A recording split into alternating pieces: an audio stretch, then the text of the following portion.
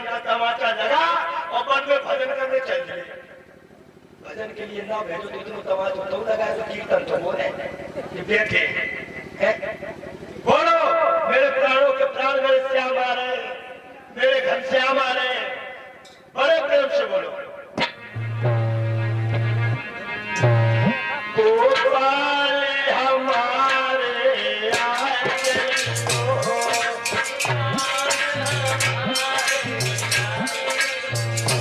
बलराम के भैया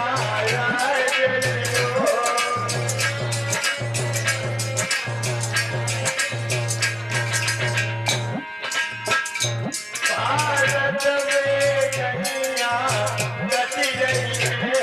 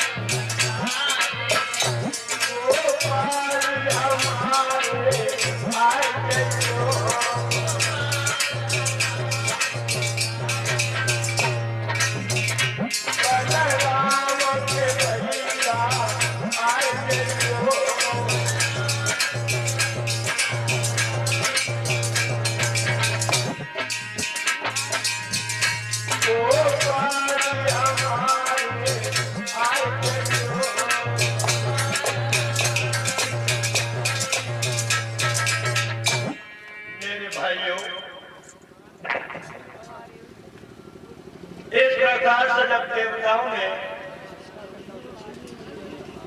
आवाज लगाई है उसी समय भगवान नारायण ने आकाशवाणी की, हे देवताओं रो रो करके हमें मत रुलाओ, मैं तुम्हारे पाप को हरने के लिए आ रहा हूं, लेकिन तुम्हें काम करना होगा कि जितने देवता हैं ये ग्वाल बनेंगे और जितनी गोपियां हैं देवी हैं ये गोपियां बनेंगी।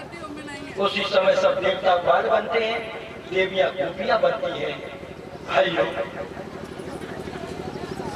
इधर श्री सुखदेव जी बोले, हे राजा परीक्षित,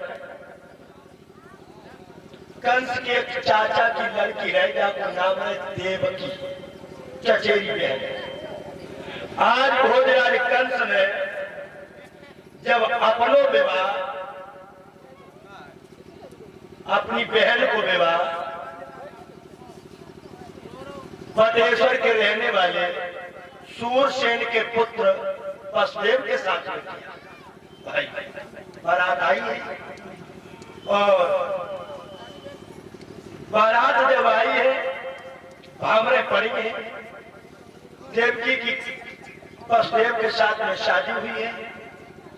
आज भोजराज कंस स्वयं अपनी बहन को विदा करने के लिए चला है, बहुत सधन। एक बात और बताऊं लोगों को, जब घर में बेटी होती है तो माँ बाप को कभी नींद नहीं आती। जब घर में बेटी होती है एक नजर से बेटी पाप है। अब आप लोग तुमने सुना होगा, जब बेटी विदा होती है तो बाप के मुंह से निकल जाती है कि आज मैंने गंगा नहाई, तो बेटी पाप है तो तुम गंगा नहाते हो, क्यों नहाते हो गंगा? एक नजर में पाप है लोग। ये बेटी तुम्हारी इज्जत है, कहीं अगर कोई कलंक लग गया तो इज्जत धूल में मिल जाती है। और ये भार जब दूसरे को वो पिता सौंप देता है तो कह देता है कि आज मैंने गंगा नहाई नहीं। पैदा हुई थी बिटिया, उसने बाबुल बना दिया। पैदा हुई थी बिटिया, उसने बाबुल बना दिया। पढ़ा लिखा के बिटिया को पढ़ा लिखा के बिटिया को बाबुल ने बड़ा किया। धूमधाम से बेटी का जब बाप ने ब्याह किया, रोए रोए के लाड़ों को जब घर से विदा किया, डोली में बैठा के मुंह से निकल गया कि आज मैंने गंगा नहा लिया। भाई आज कंस ने अपनी बहन को जब विदा किया है तो सखियां जो होती है, जब बिटिया कोई विदा होती तो उसकी सखियां जो होती, साथ की संग की लड़कियां, वे भेजने जाती है गाँव के बाद। तो देवकी की जो सहेली आ रहे विदा करने चाहिए, बड़ो मीठो मीठो, बड़ो मीठो रसगुल्ला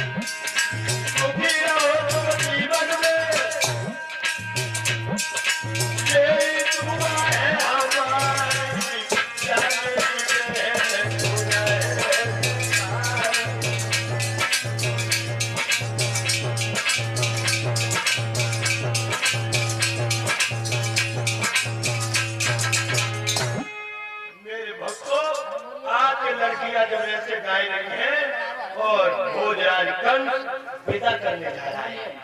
गांव के बाहर जो पहुंचा, हाय हाय दोस्तों,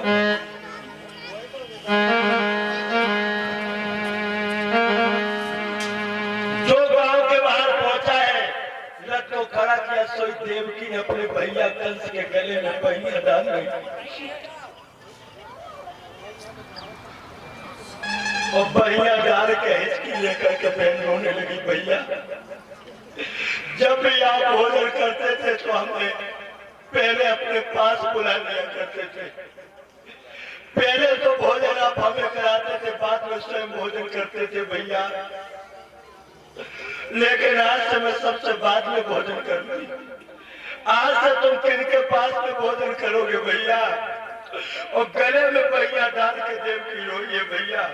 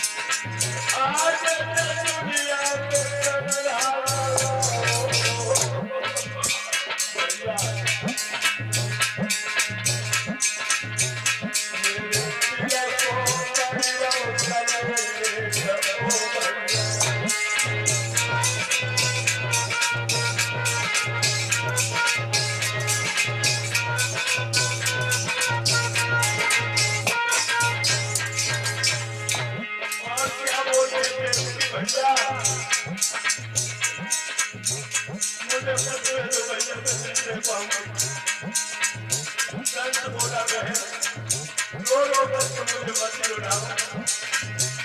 बहन बेटी कितनी भी प्यारी हो लेकिन पढ़ाई घर को जाने पड़ता है।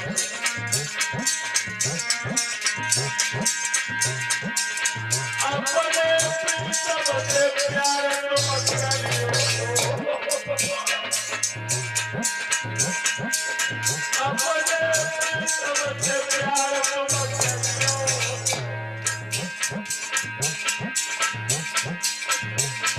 ओ भैया